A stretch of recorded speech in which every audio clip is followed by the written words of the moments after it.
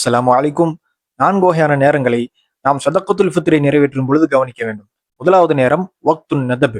பெருநாளுடைய ஃபஜ்ர் நேரம் ஆரம்பமானதிலிருந்து பெருநாள் தொழுகை தொழுவதற்கு முன்பு வரை இந்த நேரத்தில் நாம் சதக்கத்துல் ஃபித்ரை நிறைவேற்றுவது சுன்னத்தாகும்.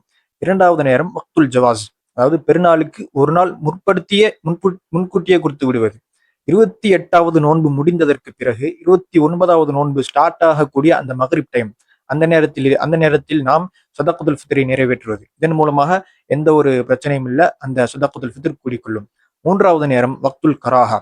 பெருநாள் தொழுகை தொழுததற்கு பிறகிலிருந்து அந்த பெருநாளுடைய சூரியன் மறைவதற்கு முன்பாக நாம் நிறைவேற்றுவது. இந்த நேரங்களில் நிறைவேற்றுவது உகந்ததல்ல, ஆனால் நிறைவேற்றினால் கூடிக்கொள்ளும். நான்காவது நேரம் வக்துல் ஹராம். அந்த பெருநாளுடைய சூரியன் மறைந்ததற்கு பிறகு பெருநாளுக்கு அடுத்த நாள் கொடுப்பது. இவ்வாறு கொடுத்தால் அந்த சதக்கத்துல் ஃபித்ர் நிறைவேறாது என்பதாக நமக்கு உலமாக்கள் சொல்லி காட்டுகின்றார்கள். எனவே இந்த நேரங்களை நீங்கள் பேணி பாதுகாத்து சதக்கத்துல் ஃபித்ரை நிறைவேற்றுங்கள். எல்லாம் வல்ல அல்லாஹ் உங்களுக்கு அனைத்து விதமான ஹைர்களையும் பரக்கத்துகளையும் தந்தருள் புரிவானாக. அமீன். பாரக்கல்லாஹு ஃபீக்கும்.